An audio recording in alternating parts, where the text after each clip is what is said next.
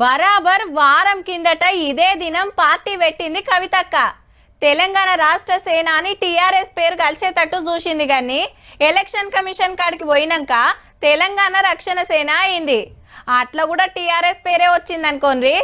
అయితే గా దినం ఉద్యమకారులు, అమరుల కుటుంబాలు, రైతుల పరిస్థితి, రాష్ట్రంలో మంచి చెడ్డలు ఇట్లా ఎన్నో ఎల్లబెట్టినా కేసీఆర్ సార్ గురించి మాట్లాడిన మాటలే మస్తు గిరికలు కొట్టినాయి. మరి బాపును గట్లనే అంటారా?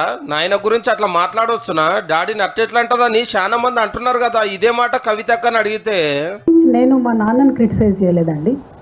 పొలిటికల్ లీడర్గా కేసీఆర్ గారిని క్రిటిసైజ్ చేసి, మా నాన్న కేసీఆర్ని నేను తిట్టలేదు. మా నాన్న కేసీఆర్తో నాకు ఎటువంటి ప్రాబ్లం లేదు. నాన్నగా ఆయన లేకపోతే నాకు జన్మనే లేదు. అంటే మా బాపే పార్టీ అధ్యక్షుడే 10 ఏళ్ళ లీడర్ను ప్రశ్నిస్తున్నా. ఆయన నిలబడి మంచిగా లేదన్నా గానీ మా నాయనని కాదు అంటుంది అన్నట్టు. తెలంగాణ రక్షణ సేన పవర్లకు రాగానే ఒక పారే 4 లక్షల జాబులు ఇస్తాం, ప్రైవేట్ దవాఖానగిన ఫ్రీ వైద్యము, ప్రైవేట్ స్కూళ్ళలో కూడా చక్కటి చదువులు, ఉద్యమకారులకు 1,00,000 కొలువులు, అమరుల కుటుంబానికి 1 కోటి రూపాయలు, అందరికి సామాజిక న్యాయం, ఇట్లా పాంచజన్యం పేరుతోటి హామీలు ఇచ్చింది కదా. ఓ గల్లాలు చేయకుండా గీ పని చేయరని ఆవాజ్ ఇచ్చింది.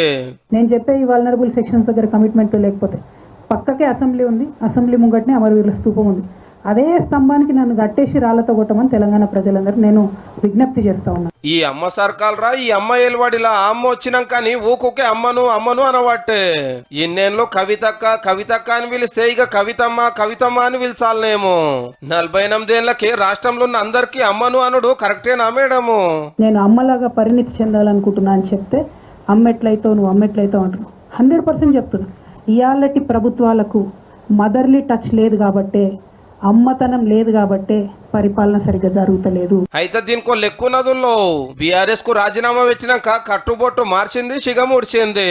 ఖరీదైన చీరలు కట్టుడు, వాచిలు పెట్టుడు తగ్గించి జరంత సింపుల్ గా పడుతుంది. తమిళనాడు జయలలితమని ఫాలో అవుతున్నట్టున్నదని చాలా మంది అంటున్నారు. ముసలి లీడర్లు కూడా ఆమెను అమ్మ అని పిలిచేటోళ్ళు. గసొంటి మర్యాద గుర్తింపు కావాలని కవితమ్మ కూడా కోరుకుంటున్నదో ఏమో మరి.